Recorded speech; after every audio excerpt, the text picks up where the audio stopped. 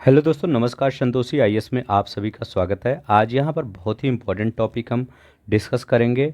Federal system, संघीय व्यवस्था। संघीय व्यवस्था की आज हम विशेषताएं देखेंगे। और दो दो चीज़ें होती हैं, क्योंकि हमारा भारत है जो संघीय व्यवस्था भी रखता है और एकात्मक व्यवस्था भी, संविधान की एकात्मक व्यवस्था भी हमारे संविधान भारत में है। ठीक है, तो दोनों हम डिस्कस करेंगे। क्या क्या मतलब विशेषताएं हैं, कैसे हम इसको संघीय कर सकते हैं, कैसे एकात्मक कर सकते हैं। यहाँ से क्वेश्चन आपके पेपर में बार बार आता है। देखिए, अब देखिए यहाँ पर ये क्वेश्चन है सामान्य अध्ययन का पेपर पार्ट 2 है। देखिए, संघीय ढांचे से संबंधित विषय वस्तु। ठीक है, तो इसी को हम देखेंगे, इसकी विशेषताएं, ये क्या हो सकती है, इसकी विशेषताएं किस प्रकार से हम इसको कहते हैं। अब देखिए, पहले संघीय शब्द सोचिए, संघीय शब्द क्या है। देखिए, संघीय शब्द एक फोडस होता है शब्द। ठीक है, फोडस क्या होता है, फ्यूडस, या लिख देता हूँ, डस, ये शब्द होता है फोडस। इसी का इसका मीनिंग होता है, फोडस का मीनिंग होता है संधि या समझौता, एग्रीमेंट। तो कुछ नहीं होता है, मेन चीज़ इतना ही जान लीजिए कि संघीय अगर आ जाए तो ये राज्य और केंद्र के बीच एक समझौता होता है। ठीक है, और कुछ नहीं। ठीक है, तो संघीय आ जाए तो राज्य और केंद्र के बीच समझौता। तो कोई भी जो कानून बनेगा, जैसे कई कानून होते हैं, कुछ राज्य के अंडर होते हैं, कुछ केंद्र के अंडर होते हैं। हमारे संविधान में लिखा गया है, ठीक है, 7 शेड्यूल में, कि कुछ कानून राज्य बनाएंगे, कुछ केंद्र बनाएंगे। तो ये एक प्रकार का समझौता ही है। तो चलते हैं हम विशेषताएं अब देखते हैं, कौन कौन सी विशेषताएं हमारे संघीय शासन की है। ठीक है, तो अब हमारा टॉपिक स्टार्ट होता है। तो देखिए, अब ये एक चीज़ ये भी याद होना चाहिए कि हमारा जो संघीय व्यवस्था है वो कनाडा के संविधान से प्रेरित है, ना कि अमेरिका के संविधान से। तो पहली अगर विशेषता आपसे पूछे कि संविधान की संघीय विशेषता कौन है, तो पहली विशेषता याद रखिएगा, द्वैध राज पद्धति। अब ये द्वैध राज पद्धति क्या होती है।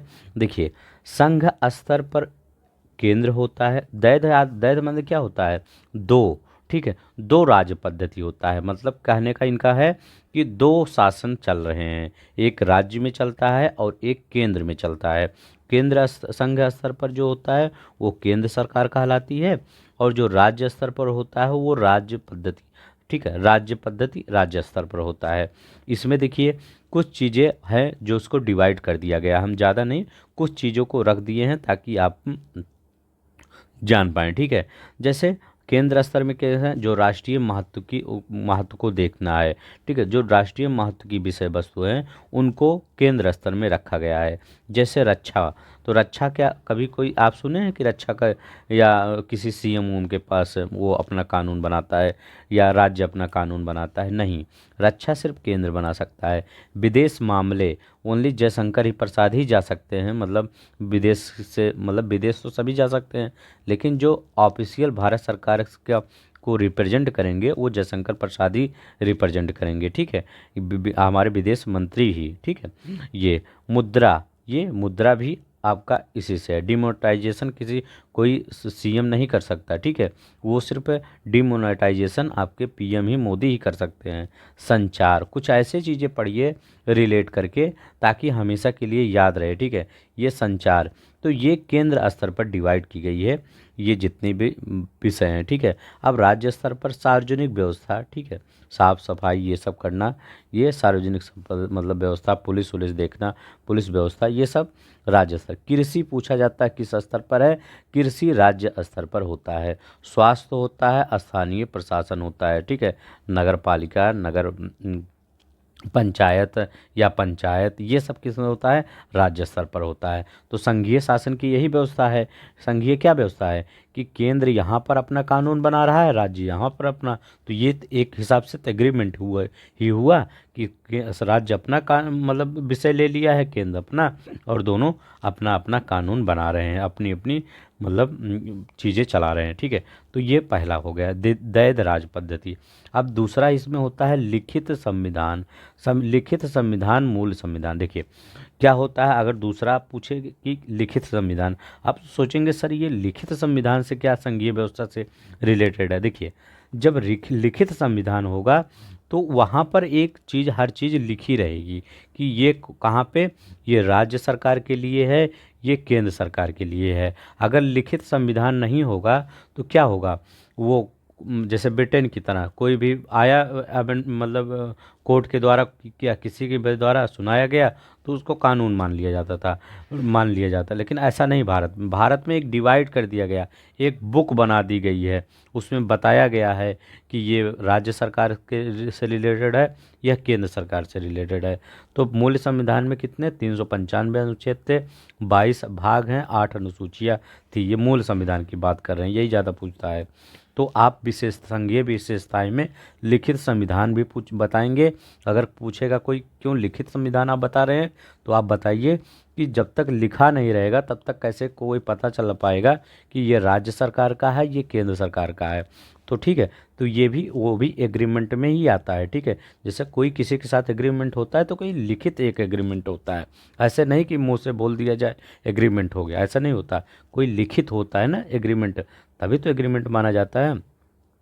इसमें केंद्र और राज्य सरकार की शक्तियाँ और उनका प्रयोग किया दिया गया है। ठीक है, तो इसे लिखित संविधान में। तो आई होप दो चीज़ें समझ गए, संघीय संविधान की विशेषताएं, द्वैध राज पद्धति और लिखित संविधान। चलते हैं तीसरी विशेषताएं क्या है, शक्तियों का विभाजन। वही जो आप यहाँ पढ़े हैं वही यहाँ भी है। तो ऐसे छोटी छोटी चीज़ें अगर मेंस में आप लिख देते हैं थोड़ा थोड़ा करके, मतलब नंबर लिख के, तो आपको अच्छा नंबर मिल जाएगा वहाँ पर। ठीक है, अब शक्तियों का विभाजन एक हेडिंग डालिए, उसमें लिखिए केंद्र सूची, राज्य सूची, समवर्ती सूची।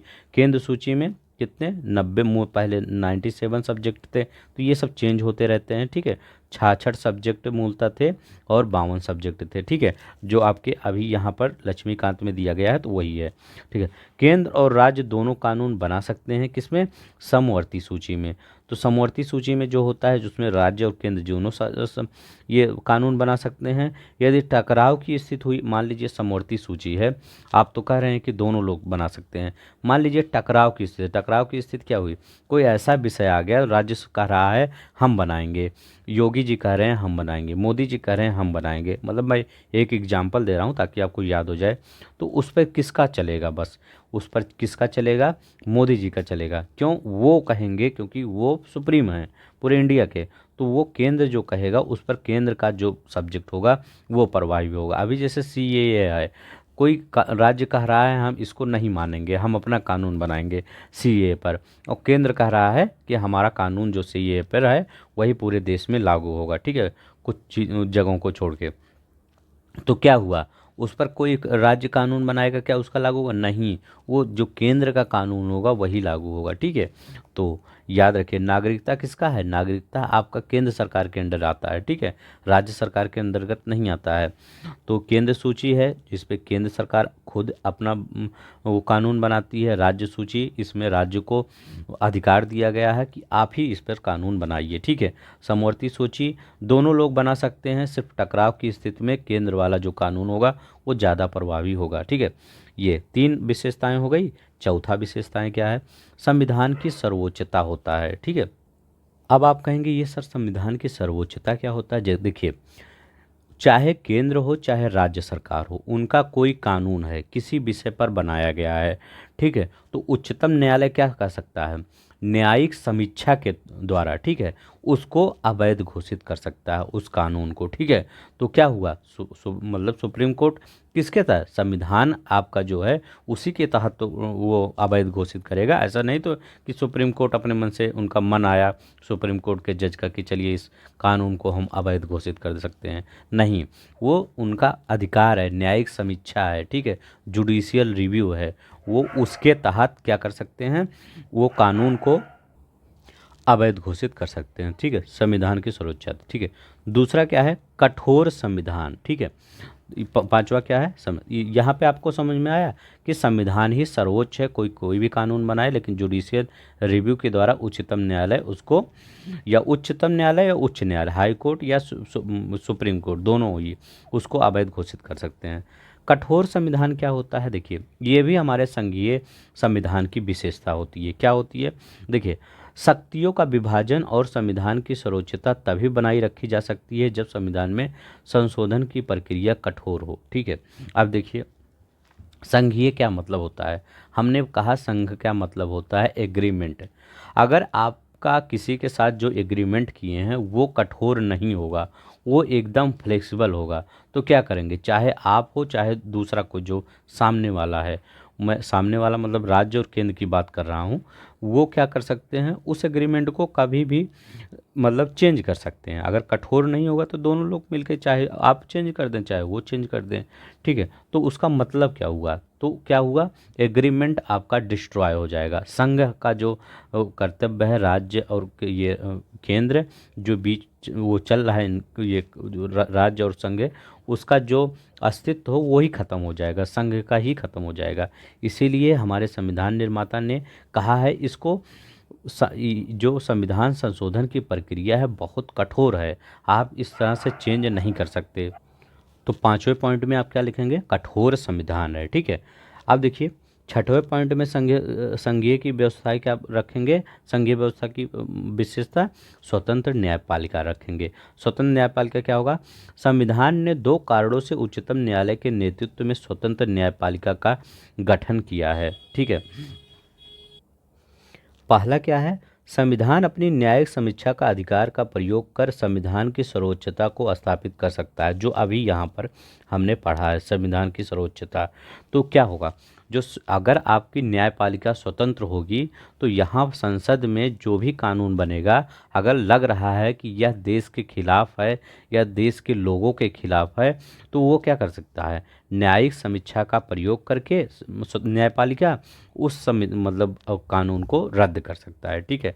तो क्या कर सकता है, तो स्वतंत्र न्यायपालिका होगा तभी तो ऐसा कर सकता है, बिना स्वतंत्र न्यायपालिका होके कि कैसे कर सकता है।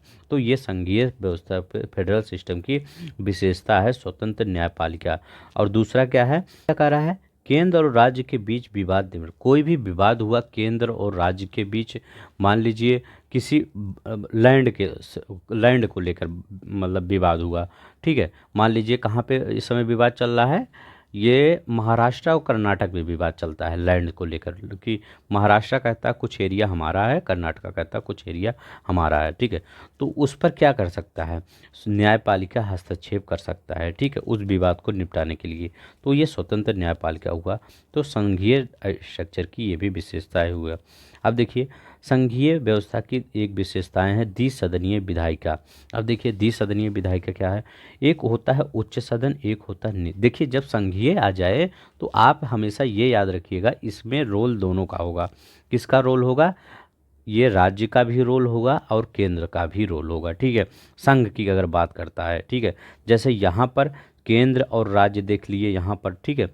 और यहाँ पर शक्तियों के विभाजन, ठीक है, कठोर मतलब शक्तियों के विभाजन में सर्वोच्च न्यायालय तभी बनाई जा सकती है, ठीक है। तो शक्तियों का विभाजन भी यहाँ पर भी केंद्र और राज्य आता है, यहाँ पर भी देखिए राज्य और केंद्र आता है। जब संघ की बात करें तो हमेशा केंद्र और राज्य जरूर आएगा, ठीक है। यहाँ भी केंद्र और राज्य आता है, लिखित संविधान में भी दिया रहता है कि क्या क्या राज्य का होगा, क्या क्या ये केंद्र का होगा। तो संघ की बात मतलब आता है तो हमेशा केंद्र और राज्य जरूर आएंगे।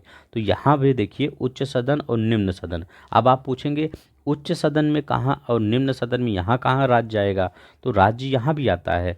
जो उच्च सदन होता है, राज्यसभा होता है, राज्यसभा का जो प्रतिनिधित्व होता है यह केंद्र के अनावश्यक हस्तक्षेप से राज्यों के हितों की रक्षा करता है। आप पूछेंगे ये कैसे कर सकता है कि, ठीक है, तो देखिए जो राज्यसभा होता है उसके जो मेंबर होते हैं वो तो आपके राज्य से ही माने जाते हैं ना, कि जो आपके विधायक होते हैं, ये चाहे स्टेट में जो विधायक चुनते हैं वही तो राज्यसभा के मेंबर को भेजते हैं। जैसे आपके जो विधायक वाला चुनाव होता है वही आपके जो एक लीडर चुन लिया जाता है कि इनको राज्यसभा में भेजना है, तो उनको भेज दिया जाता है। तो भेजता कौन है, जितने विधायक हैं, विधायक किसको रिप्रेजेंट करते हैं, राज्य को ही रिप्रेजेंट करते हैं, थोड़ी है कि वो केंद्र को रिप्रेजेंट करते हैं।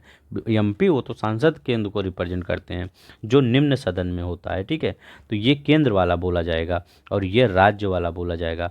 तो जो विधायक होते हैं वो राज्यसभा के जो मेंबर बनते हैं, एमपी बनते हैं, वही तो चुनते हैं। तो ऐसा माना जाता है कि वो राज्य की आवाज़ है। क्या किसकी आवाज़ है, वो राज्य की आवाज़ है। तो वही जो केंद्र कुछ चीज़ें बनाता है, तो ज़्यादा शक्ति है तो इनके पास नहीं है, लिमिटेड पावर है। लेकिन जितना भी पावर है उसमें ये इनको माना जाता है कि ये थोड़ा सा मतलब चीज़ें जो बेकार करने की कोशिश अगर केंद्र सरकार के द्वारा चल रही है तो उस पर हस्तक्षेप कर सकते हैं इनको, ठीक है। अपनी मनमानी नहीं कर सकता केंद्र, ठीक है। ये अगर ये हस्तक्षेप करते ही हैं। निम्न सदन क्या, इसमें भारत के लोगों का प्रतिनिधित्व होता है। जैसे अभी इलेक्शन होगा किसका, लोकसभा का, तो उसमें आप सब वोट देंगे, इसमें डायरेक्ट आपका ही प्रतिनिधित्व होगा निम्न सदन में, ठीक है। तो यहाँ भी आपका राज्य आ गया, केंद्र आ गया, ठीक है। हमेशा जो भी आएगा राज्य केंद्र आएगा। अब देखते हैं एकात्मक विशेषता क्या है, संविधान की एकात्मक विशेषताएं क्या है। अब उसके जस्ट उल्टा होगा, ठीक है। उसके जस्ट उल्टा क्या होगा कि यहाँ पर केंद्र को सशक्त बनाया जाएगा। अभी जो हमने ऊपर पढ़ा उसमें दोनों को बीच में लेकर चल रहे थे। ये नहीं कि मतलब एक तराजू जब संघ की बात करें तो एक तराजू रखिए, इधर और उधर दोनों बराबर ही रखिए। लेकिन जब एकात्मक व्यवस्था होता है तो तराजू एक तरफ बहुत ज़्यादा हाई मतलब टिल्ट हो जाएगा, मतलब नीचे हो जाएगा, भारी हो जाएगा। तो इसमें संघ की एकात्मक व्यवस्था में सशक्त केंद्र, इसकी विशेषता क्या है, सशक्त केंद्र। देखिए, केंद्र सूची में जो विषय रखे जाते हैं वो ज़्यादा इम्पोर्टेंस वाले विषय होते हैं, और राज्य सूची में जो विषय रखे जाते हैं वो ज़्यादा इम्पोर्टेंस वाले विषय नहीं रखे जाते हैं। इसीलिए अभी एकात्मक की बोल रहे हैं, हम बता रहे हैं, मतलब क्या यहाँ पर केंद्र ज़्यादा मजबूत की बात हम कर रहे हैं। ये भी पूछा जाता है कि संविधान की एकात्मक विशेषता क्या है, ठीक है। तो केंद्र सूची में अभी हम पढ़े हैं, अभी हम तो पढ़ लिए हैं कि कुछ चीज़ें राज्य सूची में, कुछ चीज़ें केंद्र सूची में है। लेकिन आपने देखा राज्य सूची में जो विषय हैं उतने इम्पोर्टेंस नहीं है, उसमें व्यवस्था है। यही जैसे पहले क्या अंग्रेज कर देते थे कि आप नवाबों को, जब नवाब कमज़ोर हो रहे थे या राजा कमज़ोर हो रहे थे तो उनको दे दिया जाता था, आप ये करिए, और जो मेन मेन चीज़ें थी वो अंग्रेज अपने पास रखते थे। वही यहाँ भी अब चालू है, ठीक है। क्या हुआ, केंद्र सरकार जो है उसमें अच्छे विषय रखे गए, जैसे रक्षा हुआ, सूचना हुआ, आपका ये रक्षा हुआ, सूचना हुआ, विदेश हुआ, ये सब जो अच्छे इम्पोर्टेंट विषय हैं ये केंद्र में रखे गए हैं। और जो मतलब देखभाल, मतलब क्या कर सकते हैं, व्यवस्था, नगर पालिका, ये सब ये राज्य में रख दिए गए हैं। तो यहाँ ऐसे दिख रहा है कि आपको कि केंद्र यहाँ ज़्यादा मजबूत है। तो पहला ही विशेषता एकात्मक की ये हो गया, सशक्त केंद्र। दूसरा क्या हो गया, राज्य अनस्वर है। अनस्वर मतलब अगर यहाँ छोटा आ हटा दीजिए, नहीं हटा दीजिए, तो राज्य क्या है, नस्वर है। तो राज्य नस्वर है, इसका मतलब क्या है कि ऐसा तो थोड़ी नहीं ना, ये इसका ये मतलब है कि संसद आपका जो संसद है किसी भी राज्य के क्षेत्र, सीमा और नाम को परिवर्तित कर सकता है, मतलब उसको नाश भी कर सकता है, ये भी कर सकता है, ठीक है। नस्वर तो आ हटाइए, नहीं हटाइए तो नस्वर निकलता है यहाँ पर। तो राज्य क्या है, नस्वर है। तो ये आपका जो संसद है वो किसी भी, चाहे उसका क्षेत्र हो, सीमा हो, राज्य का नाम परिवर्तन करना हो, वो भी साधारण बहुमत से, ना कि विशेष बहुमत से। यहाँ पर विशेष बहुमत की भी आवश्यकता नहीं होगी, साधारण बहुमत से ही इसको चेंज कर सकता है। इसीलिए कहा गया है कि भारतीय जो संघ है नस्वर राज्यों का अनस्वर संघ है। नस्वर राज्यों मतलब क्या, नस्वर राज्य है, नस्वर राज्य है और अनस्वर संघ है। संघ को आप कुछ तोड़ नहीं सकते कि संघ को ही तोड़ दिया, संघ को कुछ नहीं कोई कर सकता है, ठीक है। तो आप ये याद रखिएगा, राज्य अनस्वर नहीं है, ठीक है। अनस्वर नहीं है मतलब क्या, मतलब ये थोड़ा सा आपको पॉलिटी वाला लैंग्वेज दिया होगा, इसका एक ही मतलब समझिए, राज्य नस्वर है, राज्य को नाश किया जा सकता है, ठीक है। नाश मतलब राज्य को तोड़ा मरोड़ा जा सकता है, उसके बाउंड्री को चेंज किया जा सकता है। कैसे, जैसे आपका झारखंड से, बिहार से झारखंड बना दिया गया, उत्तर प्रदेश से उत्तराखंड बना दिया गया, मध्य प्रदेश से छत्तीसगढ़ बना दिया गया।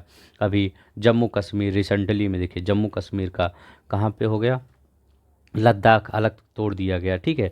तो ये केंद्र कर सकता है, राज्य थोड़ी कर सकता है, केंद्र। तो ये आपकी एकात्मक व्यवस्था हो गई। एकल संविधान, ये भी आपका एकात्मक विशेषता है, संविधान की एकात्मक व्यवस्था कैसे है। देखिए, कई ऐसे संघ हैं जहाँ पर केंद्र अब मतलब वो राज्य अपना खुद का संविधान बना सकता है, ठीक है। लेकिन मतलब भारत एक ऐसा देश है, मतलब भारत या और ऐसे देश हैं जो अपना संविधान सिर्फ केंद्र ही उसका संविधान परिवर्तन कर सकता है। राज्य को कोई अधिकार नहीं है कि वो अपना कोई कानून बनाए संविधान से रिलेटेड, ठीक है। समानता एक संघ में राज्यों और केंद्र को हटकर अपना संविधान बनाने का अधिकार है। संघ का मतलब क्या हुआ कि उसमें संविधान राज्य और केंद्र, जैसे अमेरिका में होता है, वहाँ पर राज्य भी अपना कुछ कानून बना लेते हैं, ठीक है। लेकिन हमारे यहाँ क्या हुआ, सिर्फ केंद्र ही कानून बना सकता है। भारत में इससे इतर कोई शक्ति नहीं दी गई है। भारतीय संविधान में केवल केंद्र ही नहीं अपितु राज्यों का, ठीक है, भारतीय संविधान में केवल केंद्र का ही नहीं अपितु राज्यों का भी संविधान है। तो जब संविधान पहले से ही बता दिया गया है कि यह राज्य केंद्र का ही नहीं है अकेले, यह राज्यों का भी संविधान है, तो उसमें बनाने की कोई ज़रूरत ही नहीं पड़ी। लेकिन अधिकार मेनली किसको दिया गया है, केंद्र को ही दिया गया है कि एक मतलब भारत में कोई शक्ति नहीं दी गई है राज्यों की, वो संविधान का मतलब अमेंडमेंट कर सकें, कुछ भी कर सके, चेंज कर सके, ठीक है। तो एकल संविधान, यह याद रखिएगा। संविधान का लचीलापन, संसद के बड़े हिस्से में साधारण बहुमत से, देखिए अगर आप संघीय व्यवस्था की बात करेंगे तो वहाँ कठोर एक मतलब विशेषता बता देंगे। लेकिन अगर संघीय की बात करें, ये एकात्मक व्यवस्था की विशेषता करेंगे तो यहाँ एक लचीलापन कर देंगे। क्यों कर देंगे, देखिए संसद का एक बड़ा हिस्सा जो होता है वो साधारण बहुमत द्वारा संशोधित किया जा सकता है, ठीक है। क्या हुआ संशोधन, तो क्या हुआ, आप केंद्र है उसमें राज्य की कोई वही नहीं है, मतलब राज्य से कोई पूछ ही नहीं रहा। जब साधारण बहुमत है तो उसमें राज्य को कोई पूछने की ज़रूरत नहीं है। वो केंद्र अपना कोई भी कानून हो अपना चेंज करता जा रहा है, उसकी मेजोरिटी है तो वो चेंज करती जा रही है। तो ये भी एक एकात्मक ही व्यवस्था हुई ना, कि केंद्र इसमें डोमिनेट कर रहा है। तो ये भी तो यही एक एकात्मक व्यवस्था हुई, केंद्र क्या कर रहा है, डोमिनेट कर रहा है, ठीक है। तो ये भी आप क्या लग विशेषता में लिख देंगे, संविधान का लचीलापन, और वहाँ पर क्या लिखेंगे, संघीय में संविधान का कठोर, ठीक है।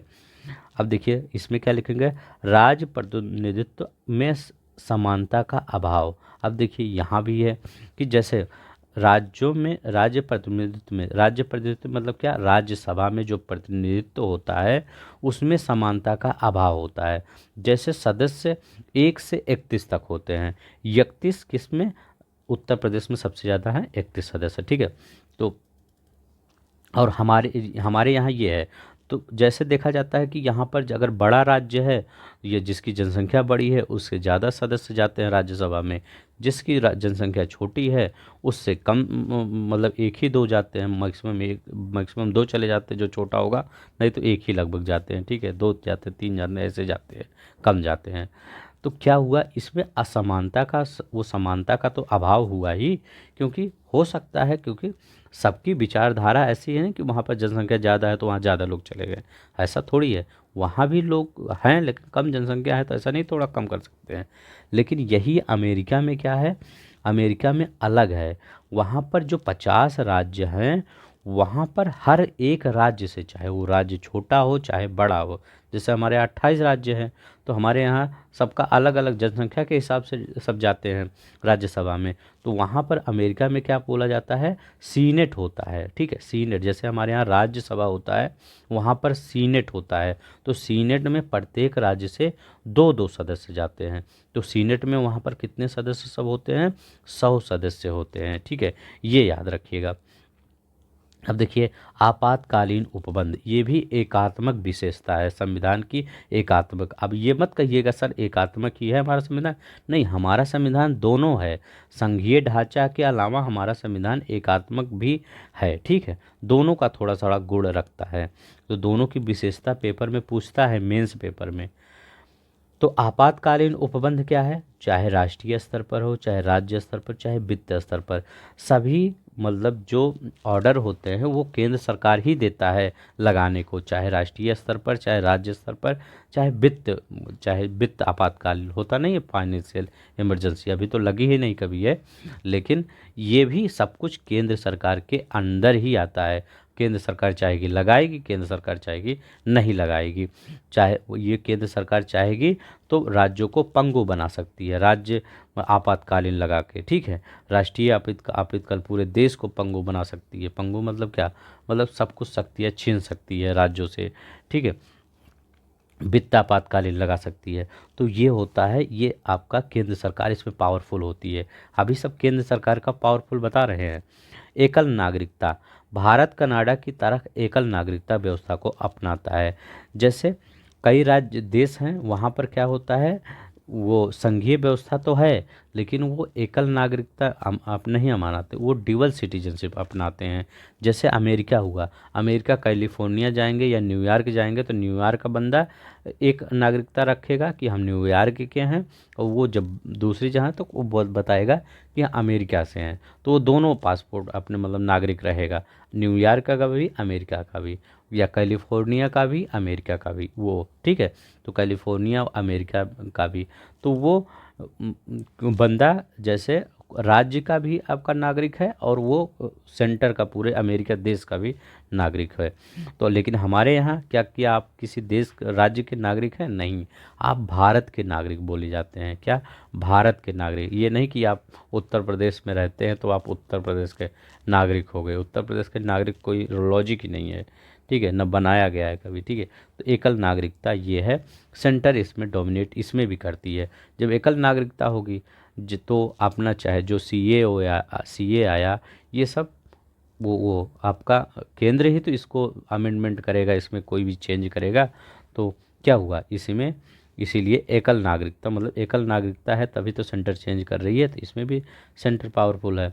अब देखिए एकीकृत न्यायपालिका, भारतीय संविधान द्वारा सबसे ऊपर उच्चतम न्यायालय के साथ एकात्मक न्यायपालिका की स्थापना की गई है। देखिए मेन चीज़ होता है कि ये आपका, अब इसमें क्या करेंगे, अब देखिए इसमें मैं बता रहा हूँ। जैसे यहाँ पर क्या होता है, जैसे उच्चतम न्यायालय है, कोई वर्डिक्ट दी तो वो क्या होता है, पूरे राज्य पर भी लागू होता है। वो ये नहीं कि वो कोई वर्डिक्ट दी तो वो सिर्फ सेंटर में या केंद्र शासित प्रदेश में, पूरे राज्य पर भी लागू होता है, ठीक है। या कोई हाई कोर्ट भी दी तो अगर वो वर्डिक्ट सही है तो वो भी लागू हो जाता है पूरे राज्यों पर, ठीक है।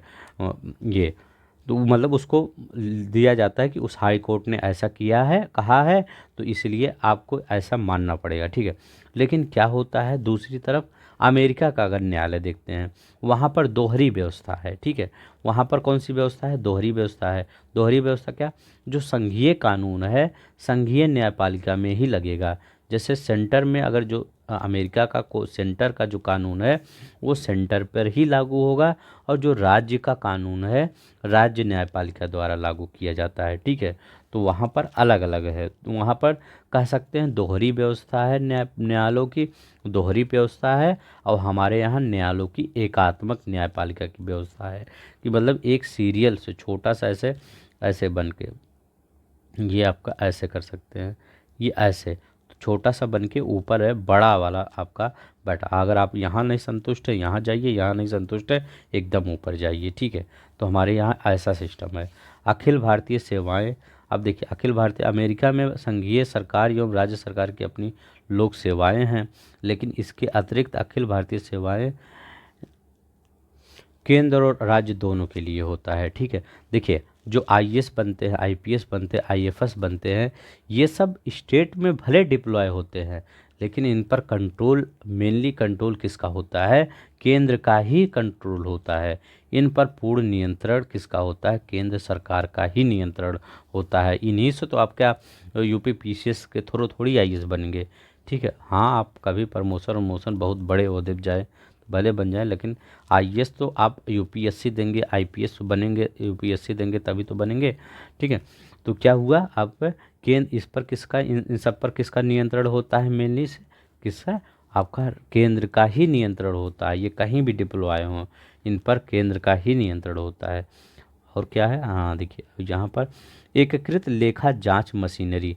देखिए भारत का नियंत्रक और महालेखा परीक्षक न केवल केंद्र की बल्कि राज्यों के खातों की जांच करता है। देखिए कितना पावरफुल सेंटर है आपका, लेकिन उसकी नियुक्ति बिना राज्यों के सलाह के राष्ट्रपति द्वारा होती है, ठीक है। तो ये भी लिख सकते हैं, अगर आपका एकीकृत मतलब भारत की एकात्मक व्यवस्था की विशेषता पूछे तो आप किसका एग्जाम्पल देंगे?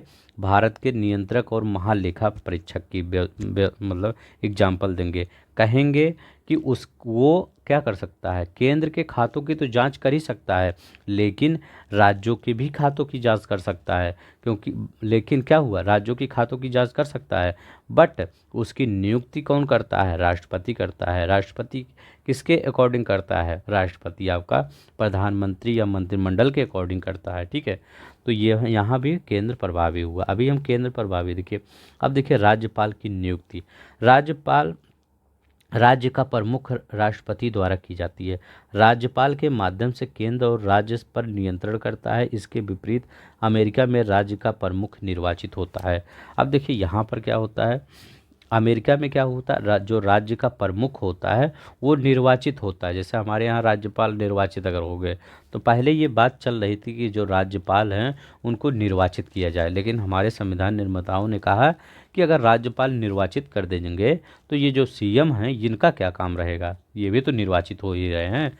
तो ऐसा फिर हटा दिया गया मतलब प्रपोजल कि राज्यपाल को केंद्र ही आपका नियुक्त करेगा। तो यहाँ भी केंद्र को ज़्यादा पावर दे दिया गया। ठीक है, राष्ट्रपति के माध्यम से राज्यपाल केंद्र पर राज्यपाल राज्य पर नियंत्रण करता है। ठीक है, राज्यपाल के माध्यम से केंद्र राज्य पर नियंत्रण करता है। ठीक है, अब देखिए यहाँ पर राज्यों के विधेयकों पर वीटो। अब देखिए राष्ट्रपति राज्यों के विधेयकों पर वीटो लगा सकता है। देखिए कैसे, कोई भी विधेयक पसंद नहीं आ रहा। अभी देखिए कहाँ पर ये रिसेंटली केरला में कई एग्जाम्पल देखे गए थे। कई विधेयक आया था, उस पर राज्यपाल ने उस पर एक्शन लेने से काफ़ी समय ले लिया। ठीक है, 1 से 2 साल ले लिया।